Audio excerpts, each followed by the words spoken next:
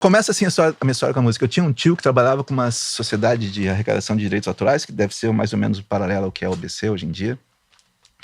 E ele não sei porque ele recebia vários discos. Ele tinha, cara, centenas de discos e não tinha toca-disco em casa. E a gente tinha meus pais compraram uma eletrola, uma vitrola, que era um móvel que tocava disco. E esse tio perguntou se a gente queria ficar com os discos, meus pais quiseram, então ele levou lá para casa caixas e caixas de disco.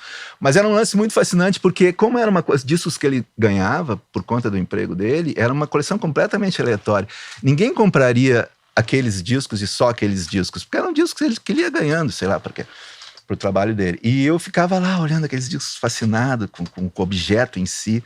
E tinha 2 discos ali, cara, que fizeram a minha infância. Um era um disco dos Incríveis, que tinha a canção Era um Garoto Como Eu, que amava os Beatles e os Rolling Stones, e um disco de um cantor muito importante gaúcho chamado José Mendes, que teve um hit nacional que eu acho que era Para Pedro, para. Essas músicas onomatopeicas, assim, que são clássicas da música Rio Grande. E ele tinha uma música nesse disco chamada Picasso Velho, que é a história do cavalo dele. Um dia eu saí para campeirar sozinho no meu Picasso velho de estimação. Ele vai sair para campeirar com o cavalo dele, um boi brasino ataca, o cavalo acaba morrendo. Uma história super triste. É uma música que não repete uma frase, né?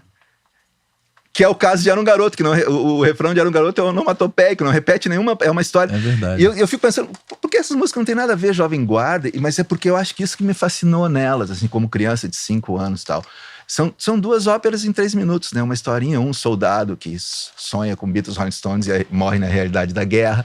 O outro cara que vai camparear com o cavalo, que o cavalo morre. Eu era fascinado por essa.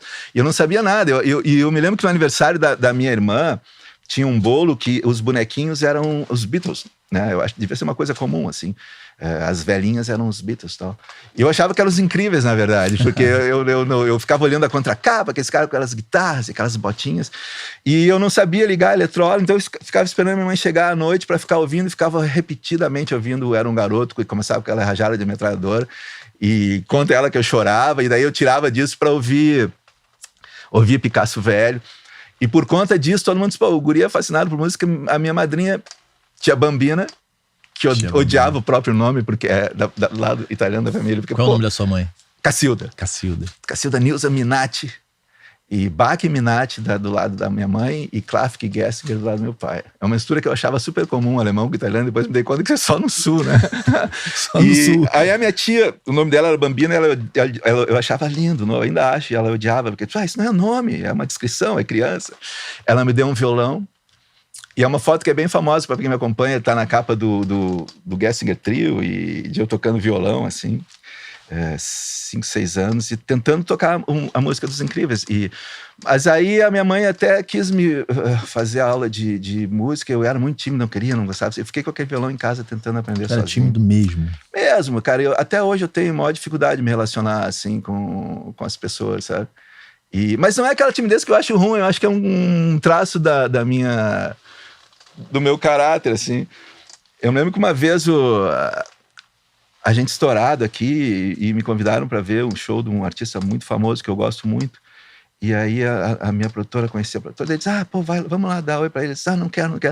E todo mundo achou uma coisa meio arrogante, mas ao contrário, assim, um pouco de timidez e um pouco, cara, eu não quero conhecer meu ídolo, eu quero manter meu ídolo como ídolo. Se diz, olha, tenho aqui um ticket para tu almoçar com o Roger Waters. Não quero, cara, eu quero ir. Deixa ele pra lá, mim ele tá né? no Panteão, eu não preciso saber como é o dia a dia dele, assim. E é um pouco de timidez e um pouco de... Mas eu me basto, assim, eu gosto de ficar sozinho, gosto de ficar... Eu sou o tipo de pessoa que não acende as luzes de tarde, assim, quando vai anoitecendo. Que ao contrário da minha mulher acende todas as luzes de casa. Acho que por isso nosso casamento é tão bom, a gente é meio diferente, assim. Mas enfim, ganhei esse violão e deixei ele ali, tal, e não aprendi a tocar nada, assim. E voltou o interesse ali pelos 14 anos. A minha irmã tinha 2 discos lá em casa. Ela tinha um disco do Rick Wakeman, Viagem ao Centro da Terra. Eu acho porque por conta de o Rick Wakeman fazer uma turnê no Brasil, ele tocou até em Porto Alegre em 75. Tocou no Gigantinho, botou uma roupa do Colorado, do Figueiredo. Eu quase chorei quando eu vi aquela foto. Porque não é a camisa do Anchieta. E ela tinha esse disco e ela... tu gosta de música? Vou te dar um disco de presente, vamos no centro. E aí ela botou 2 discos na minha frente. O Atom Heart Mother, do Pink Floyd, e o Dark Side of the Moon. Aí eu olhei um, olhei outro. Naquela época você não deixava nem ouvir as músicas no na loja, assim, desses discos mais caros que abrem. Os discos comuns tu podia ouvir numa cabine. Esses, não dá pra ouvir.